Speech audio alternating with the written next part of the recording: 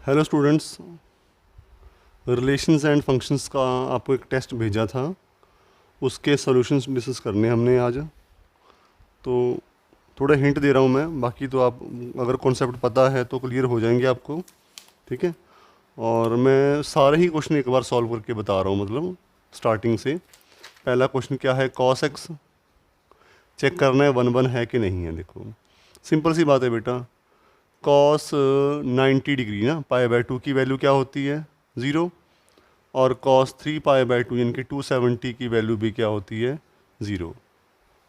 ठीक है, तो इसका मतलब cos पाई/2 और cos 3 पाई/2 बराबर हो गए ना, आपस में वैल्यू बराबर हैं। और अगर ये F X equal to cos X है तो एफ ऑफ पाई/2 एफ ऑफ 3 पाई/2 के बराबर हो गया।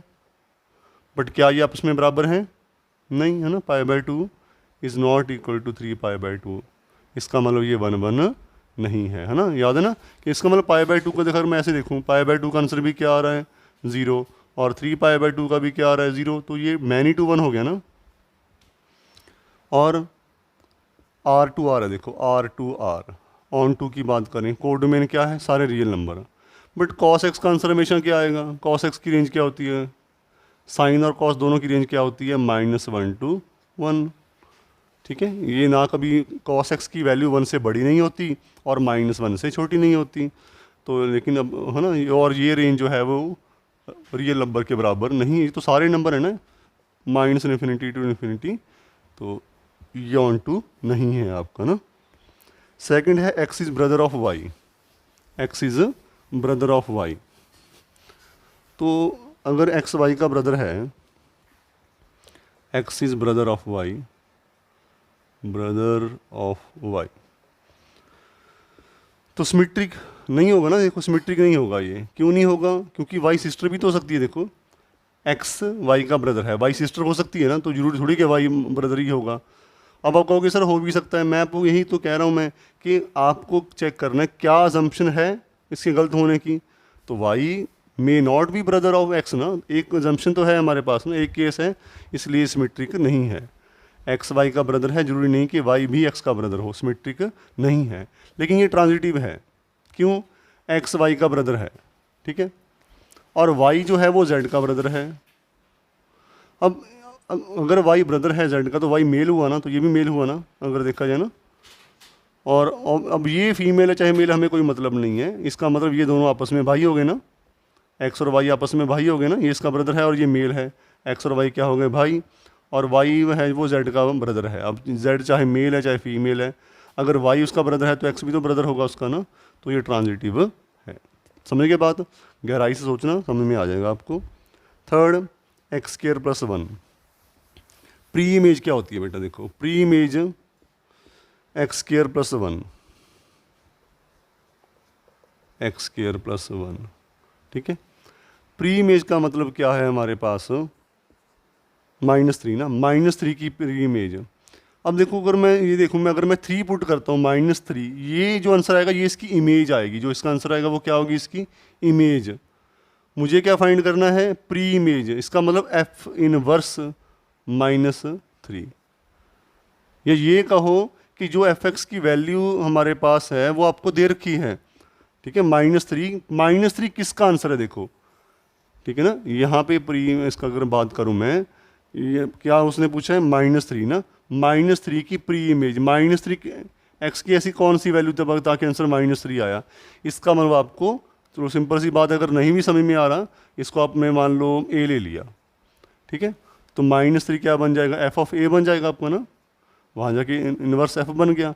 एफ ऑफ ए का मतलब a² + 1, एक्स लिख दो, क्या फ़र्क पड़ता है, जो मर्जी लिख दो, कोई चक्कर नहीं, हमें तो फाइंड ही करना है। ठीक है, x² + 1, यहाँ से x² की वैल्यू क्या आ गई, -4। ठीक है ना, यही हो गया हमारे पास ना, -3 वहाँ जाके -4। स्केयर कभी नेगेटिव होता है, नो, एक्स की ऐसी कोई वैल्यू नहीं है, रियल नंबर की बात कर रहे हैं, ऐसा कोई रियल नंबर नहीं। इसका मतलब डी ऑप्शन आएगा, डज नॉट एग्जिस्ट, है ना, ऐसी कोई वैल्यू है ही नहीं है, ये किसी की इमेज है ही नहीं, -3 किसी की इमेज है ही नहीं है, डज नॉट एग्जिस्ट। अगर यहाँ पे प्लस का 4 आता तो मैं +-2 लिख देता। ठीक है, ये समझ लो ना बात, अगर मैं -3 पुट करता, जो 10 बनता वो इमेज बनती, ये इमेज है ये, -3 पुट करने से ये इमेज होती है, ये प्री इमेज। अब 10 की प्री इमेज क्या है, -3 है हमारे पास। मुझे -3 की प्री इमेज चाहिए, -3 x को क्या पुट करें ताकि आपका आंसर -3 आ जाए। ये इमेज होती है और ये प्री इमेज होती है, ठीक है।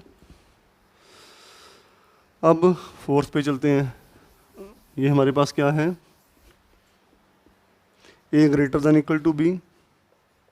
देखो इक्वल टू है तो रिफ्लेक्सिव तो होगा ना, a greater than equal to a तो है ना, ग्रेटर देन और इक्वल टू तो है ना, तो रिफ्लेक्सिव हो गया।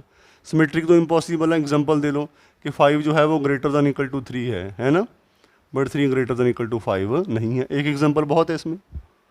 और ट्रांसिटिव होगा, देखो ना, अब अगर मैं कुछ भी ले लो, आप obviously a greater than equal to b है, b greater than equal to c है, तो a पक्का greater than equal to c होगा ही होगा, ठीक है।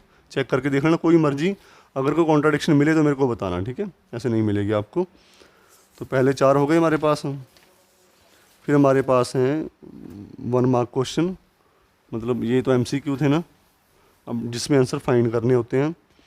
आपको f ऑफ x दे रखा है x² -1, f ऑफ 2 पूछा है ना, यानी कि f पहले f ब्रैकेट में f ऑफ 2 यही हुआ ना। f ऑफ 2 की वैल्यू देखना क्या आएगी, 2² -1 3 आ गई, तो f ऑफ 2 3 आ गया, अंदर 3 पुट कर दिया ना, 3² -1 आंसर आपके पास क्या आ गया, 8 आ गया ना, ठीक है। ये हमारे पास कितना आ गया, 8 आ गया ना, ठीक कर रहा हूँ। पहले 3 आ गया है ना, 2 पुट किया तो 2² -1 3 आ गया ना, और 3 पुट किया 3 का स्क्वायर -1 8 आ गया, ठीक है। बाकी कुछ होगा तो हम डिस्कस कर लेंगे, लेकिन करना ऐसे ही है हमें इसको ना। ओके,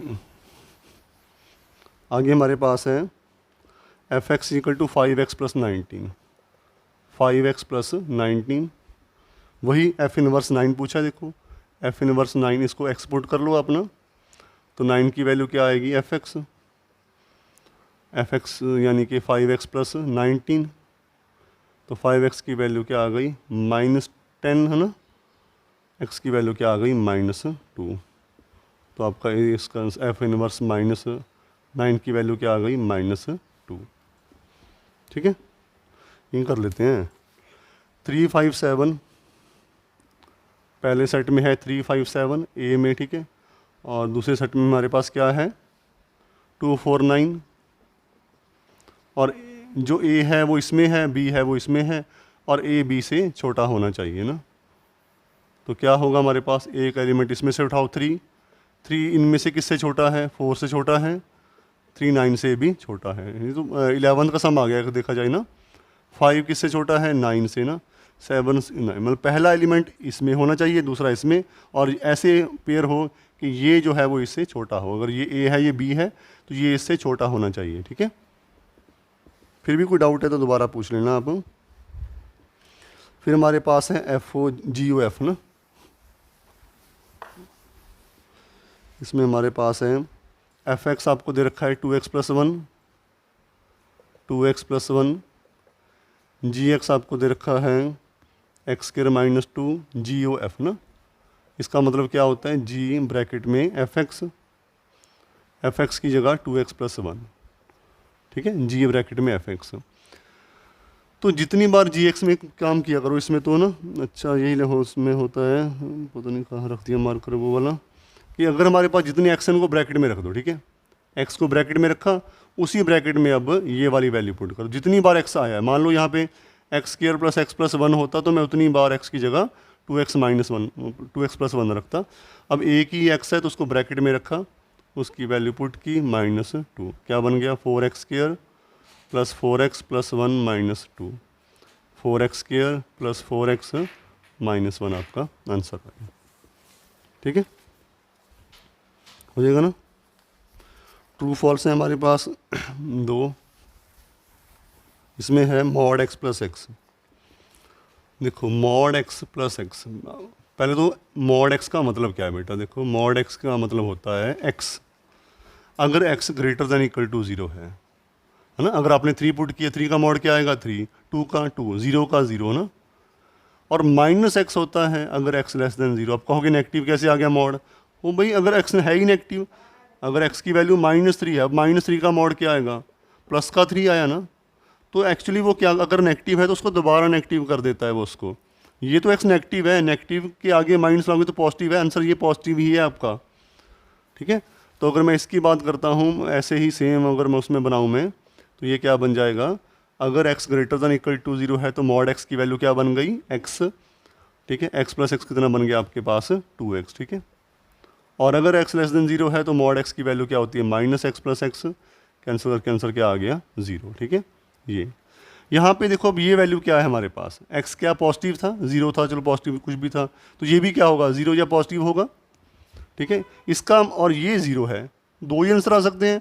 अगर नेगेटिव है x तो उसकी वैल्यू 0, अगर नॉन नेगेटिव है यानी कि 0 है या पॉजिटिव है तो ये नेगेटिव तो नहीं आंसर आया ना, तो इसकी रेंज क्या आएगी अगर देखा जाए तो, रेंज हमारे पास क्या आएगी, 0 टू इन्फिनिटी ना, यही आएगी। हाँ, जितने मर्जी नंबर पुट कर दो हो जाएगा ना, जैसे नंबर बढ़ाते जाओगे इसका आंसर आता रहेगा, नेगेटिव तो कभी नहीं आएगा ना।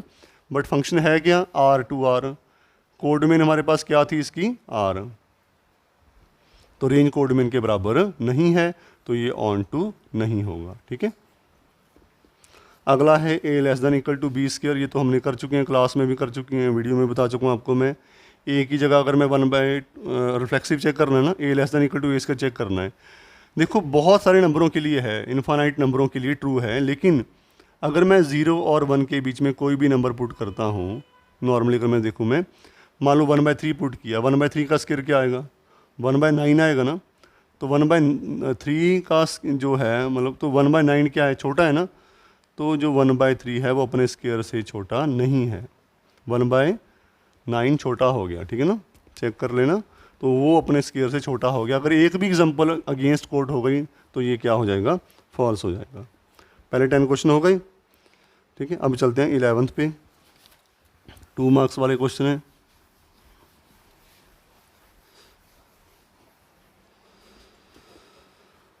इलेवेंथ सम ना, fx is equal to a minus X N whole raise to power 1/n। आपको फाइंड करना है एफ ओ एफ एक्स ना,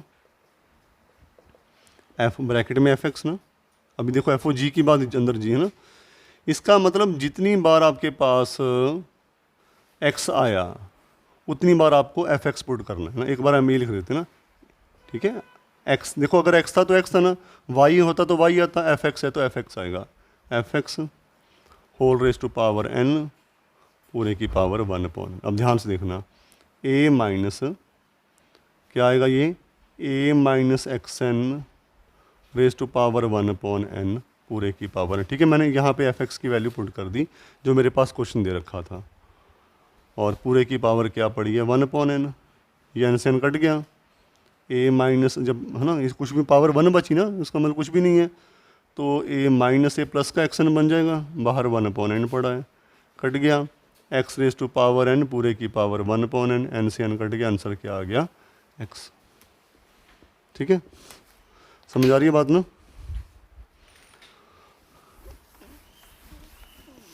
ट्वेल्थ क्वेश्चन क्या है हमारे पास, 1 2 3 एक सेट है हमारे पास, 1 2 3, इसका एक आपको रिलेशन दे रखा है जिसमें कुछ एलिमेंट्स हैं, a, b, c और a, b। नहीं 12 13 करने लगे हम ना, ओहो। इसमें क्या है हमारे पास, हमें 1, 2 और 2, 1 एक एलिमेंट चाहिए, और ऐसे कितने इक्वलेंस रिलेशन बन सकते हैं जिसमें ये दो एलिमेंट होने चाहिए, देखो, ठीक है। तो हम क्या करते हैं, देखो अगर इक्वलेंस बनाना है तो रिफ्लेक्सिव तो होना ज़रूरी है ना। अगर पहले केस की बात करें हम, देखो 1 1 तो आएगा ही आएगा, 2 2 आएगा ही आएगा, 3 3 आएगा ही आएगा, ये दोनों आने ही चाहिए क्योंकि ये तो इंक्लूड होने चाहिए।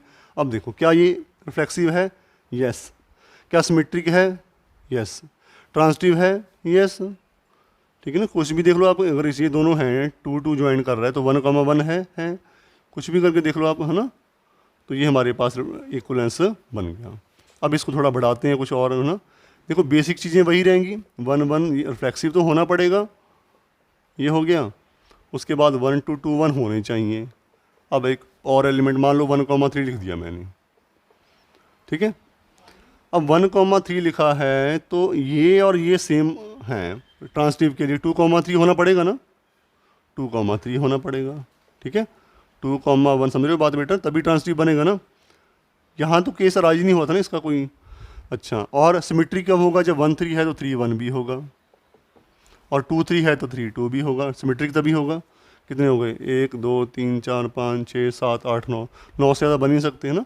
याद है ना ए 11th में किया था A इंटू ए, 3 एलिमेंट इसमें 3 इसमें, 9 ही बनेंगे, 9 के 9 बन गए। तो हमारे पास ऐसे 2 इक्विवेलेंस रिलेशन बन सकते हैं। अब चलते हैं क्वेश्चन नंबर 13 पे।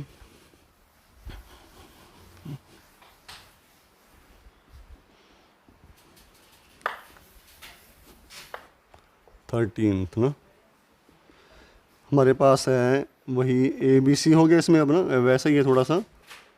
और R हमारे पास रिलेशन है जिसमें क्या क्या है, AA BC AB। इसमें कौन से और एलिमेंट ऐड किए जाएं सो दैट कि ये रिफ्लेक्सिव और ट्रांजिटिव बने। देखो इसने सिमेट्री की बात नहीं की, रिफ्लेक्सिव और ट्रांजिटिव। रिफ्लेक्सिव के लिए तो देखो B भी है ना, और मार्कर नहीं कोई इसके, देखो इसमें कोई डिफरेंट है ना। तो मैं क्या करता हूँ, देखो इसमें B, B लिखना पड़ेगा मुझे, C, C रिफ्लेक्सिव तो बनाना पड़ेगा ना पहले, ठीक है। उसके बाद अगर हम देखें इसमें, अच्छा अब ट्रांजिटिव बनाना है। ट्रांजिटिव कैसे होगा, अगर हम इसमें देखें C, यहाँ पे C है ना, B, C हमारे पास है। और देखा जाए इनको, देखना इसका B ख़त्म हुआ, यहाँ पे B आया ना, है ना। देखो A, B है और B, C है, तो A, C होना पड़ेगा ना, तो A, C भी हो गया। और देखना कुछ और कोई, सिमेट्रिक की बात नहीं कर रहा, सिमेट्रिक तो नहीं कह रहा वो, ठीक है। वो क्या बोल रहा है, उसने बोला है हमें कि रिफ्लेक्सिव हो और ट्रांजिटिव हो। अब देखो कोई और, ये हो गया A, C, ओके, यानी कि B पे ख़त्म हो रहा था, B पे ख़त्म होने वाले सिर्फ यही हैं। ये देखना C पे ख़त्म हो रहा है, पर देखो ये C पे ख़त्म हो रहा है, C से शुरू हो रहा है कुछ नहीं, और C, C है रिफ्लेक्सिव, वो तो देखा ही ना करो आप, ठीक है। इनको देखने की ज़रूरत ही नहीं है आपको, ये तो है ही है ना, इनके ये तो हुई हैं। बाकियों पे देखते हैं, C पे ख़त्म हो रहा है, C पे कुछ शुरू नहीं हो रहा, तो ट्रांजिटिव केस अराइज नहीं हुआ। ये C पे ख़त्म हो रहा है, C से, ये इसकी बात भी नहीं करनी मुझे, इसकी बात करनी थी क्योंकि B से शुरू हो रहा था, तो मैंने A, C इंट्रोड्यूस, तो 3 हो गए। 3 ऑर्डर पेयर अगर मैं ऐड करूँगा तो ये रिफ्लेक्सिव और ट्रांजिटिव बन जाएगा, ठीक है। 13 क्वेश्चन हो गए। अब देखो 14 क्या है हमारे पास, ये भी आपको बता रखा हो। अगर आप फिर भी, अगर आपको देखो 14 क्वेश्चन के लिए, तो मैं आपको यही बोलता हूँ आप वीडियो देख लेना अगर, ठीक है।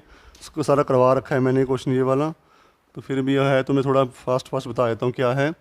ना ये रिफ्लेक्सिव है, ना सिमेट्रिक है, ना ट्रांजिटिव। तीनों के लिए एग्जांपल कोड करनी है। पहले केस में तो वही 1/3 कर लो आप, 1/3 अपने क्यूब से छोटा नहीं है, ठीक है। और सेकंड में कि जो अगर मैं A को 1 ले लेता हूँ और B को 5 ले लेता हूँ, तो 1 जो है वो 5 के क्यूब से छोटा है, बट 5 1 के क्यूब से छोटा नहीं है। इसमें आपको बताया था मैंने 10 3 2 ना, 10 3 और 2, ठीक है। वो स्केयर में 5 3 2 था, इसमें ये तो 10 है वो 3 के क्यूब से छोटा है, 3 जो है वो 2 के क्यूब से छोटा है, बट जो 10 है वो 2 के क्यूब से छोटा नहीं है, ठीक है। तो ये ट्रांजिटिव नहीं है, ठीक है। अगले में देखते हैं 14th क्वेश्चन। ये भी मैंने वीडियो में करवा रखा है, अगर आप देख लो तो अच्छी बात है, पर चलो फिर भी अब टेस्ट करने लगे हैं तो मैं थोड़ा फास्ट बता देता हूँ मैं। फंक्शन हमारे पास है 9x² + 6x - 5, कहाँ से जा रहा है ये, N2S ना। शुरू में मत देखो, आप बाद में देखो, जिसकी बात शो दैट कह रहा है उसी की बात करेंगे ना। ये डोमेन हो गई, let x1, x2 belong to N such that f(x1) = f(x2) होगा। एक बार इसमें x1 पुट कर दो, एक बार इसमें x2 पुट कर दो ना। -5 = 9x2 + 6x2 - 5। कैंसिल करोगे तो हमारे पास 2 केस बनेंगे, या तो x1 x2 के बराबर आएगा, या 3x1 + 3x2 है ना, ऐसे कुछ होएगा, देख लेना करके, ये आएगा। अब x नेचुरल नंबर है, दोनों नेचुरल नंबर है ना। नेचुरल नंबर्स में 2 ऐड करोगे तो 0 आ ही नहीं सकता ना, ये केस आपका रिजेक्ट हो जाएगा। सिर्फ एक ही आउटकम बनी, x1 x2 के बराबर है, therefore f is 1 1। On to check ही नहीं करना, क्योंकि इसने बोला है हमारे पास कोड में क्या है, एरो के बाद एस, ये हमारे पास क्या है कोड में ना। उसने क्या बोल दिया, एस इज रेंज, ये रेंज भी है, इसका मतलब रेंज और कोड में बराबर हो गए ना, तो range is equal to codomain, तो ये क्या बन गया ऑन टू। ठीक है, ये क्या बन गया आपके पास ऑन टू। लेकिन उसने क्या पूछा है, इन्वर्स फाइंड करो, तो हमें एक्स की वैल्यू फाइंड करनी पड़ेगी। इन्वर्स के लिए एफ एक्स इन्वर्टिबल तो हो गया ना, 1 1 ऑन टू है। वाई लो 9x² + 6x - 5 is equal to y, y को लेफ्ट में ले आओ, कॉमन ले लो, 5 + y, क्वाड्रेटिक फार्मूला लगाएंगे, x की वैल्यू क्या आएगी -6 + -36 + 36 5, याद आ रहा है ना। अगर आपने क्लास 10 की थी उस दिन तो भी फ़ायदा हो जाएगा, वीडियो देखिए तो भी, है ना, नहीं है तो फिर मैं करवा ही रहा हूँ ना। यहाँ से भी कॉमन लेके आपके पास बन जाएगा ये 6 + y/3। ठीक है, लेकिन x क्या है, नेचुरल नंबर है, तो नेगेटिव आ नहीं सकता, तो मैं नेगेटिव वाला इसमें से रिजेक्ट कर दूंगा। ये x की वैल्यू है, यही क्या होता है, f(x = y) होता है, तो x क्या बन जाता है आपके पास, f इनवर्स y, यही हमारे पास क्या है, f इनवर्स y है। तो ये हमारे पास इसका, उसने क्या पूछा है 43, है ना, ठीक है ना, ये आपका आंसर आ गया। अब उसने पूछा है 43, यहाँ 43 भरोगे, यहाँ भी 43 आएगा। 49 का स्क्वायर रूट क्या होता है 7, 6.2 बन जाएगा, 163, 169, 13, 12/34 ना, 2 आंसर आपके आ जाएंगे। ट्राई कर लेना इसको ना। लास्ट क्वेश्चन हमारे पास है, ये भी हमने कर रखा है, अगर आप वीडियो देख लो तो, क्लास लगाइए तो, ये क्वेश्चन सारे वही हैं। तो इसमें हमें क्या करना है, a, b का रिलेशन c, d से कब बनता है, जब a + d b + c के बराबर होता है। तो रिफ्लेक्सिव में क्या चेक करना होता है आपको, ये हमें चेक करना होता है कि क्या a, b खुद से रिलेशन बना रहा है, ऑर्डर्ड पेयर है ना ये। अगर मान लो ये बना रहा है, मान लो मैंने पॉसिबल कहा, तो क्या होना चाहिए, इन दोनों का सम इन दोनों के सम के बराबर होना चाहिए, पर वो तो है ना, विच इज़ ट्रू, देयरफॉर ये क्या बन जाएगा, रिफ्लेक्सिव। सिमेट्रिक में हम क्या मान के चलते हैं कि a, b रिलेशन बना रहा है c, d से, इसका मतलब a + d की वैल्यू b + c के बराबर है। मुझे चेक क्या करना है कि c, d का भी रिलेशन बन जाए a, b से ना। ये गिवन हो गया ना, ये तो आपको गिवन है, तो हम क्या करते हैं, नाउ इफ़ ले लेते हैं, इफ़ ना, इफ़ मान लो c, d, इजम्पशन ले ली मैंने कि ये a, b से रिलेशन बना रहा है, तो क्या होगा, c + b बराबर होना चाहिए d + a के, which is same as 1, which is same as 1, वो ट्रू था तो ये भी ट्रू होगा ना। देयरफॉर c, d रिलेशन बना रहा है a, b से, ये क्या बन गया, सिमेट्रिक। लास्ट ट्रांसिटिव, उसमें क्या करते हैं, a, b का रिलेशन किससे बन रहा है, c, d से, इसका मतलब a + d b + c के बराबर आ गया। और c, d का और नया एलिमेंट ले लो, ऑर्डर्ड पेयर ना, e, f ले लो, x, y, जो दिल करता है वो, c + f = d + e, ये 1 ये 2, 2 फैक्ट आ गए, दोनों को ऐड कर दो, एडिंग, तो एडिंग करोगे c, है ना, लेफ्ट में लेफ्ट, राइट में right, a + d + c + f = b + c + d + e, c और d कट जाएंगे, a + f = b + e, देखो इसे यही होगा ना, फर्स्ट और फोर्थ।